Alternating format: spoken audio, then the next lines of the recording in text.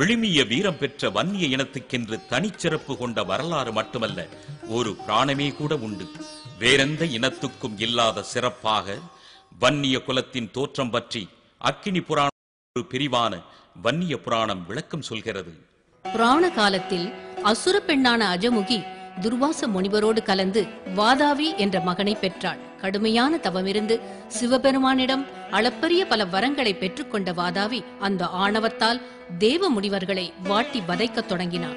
எவராலும் அடிக்க முடியாத வரம் பெற்றிருந்த அவனிடமிருந்து தங்களை காப்பாற்ற தேவ முனிவர்கள் சிவபெருமானிடம் சென்று முறையிட்டார்கள். சிவபெருமான் வடக்கே தவமிருந்த சம்பு மாமுனிவர் என்ற ரிஷியை அழைத்து யாகம் தொடங்குமாறு பணித்தார்.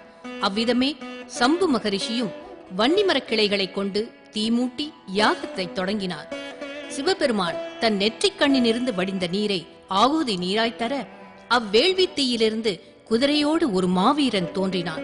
வீரவன்னிய மகராசன் என்றும் ருத்ரவன்னியன் என்றும் பெயர் பெற்ற அவன் பின்னர் சிவபெருமானின் ஆசி பெற்று அசுரன் வாதாவியை அழித்து வெற்றி மாலை சூடினான். அவ்வெற்றிக்கு பரிசாக இந்திரன் தன் மகள்களை ருத்ரவன்னியனுக்கு மணமுடித்து தர அவன் வழியாய் தோன்றிய சந்ததிகளே வன்னிய வம்சம் என்று பெயர் பெற்றதாய் வன்னிய புராணம் கூறுகிறது.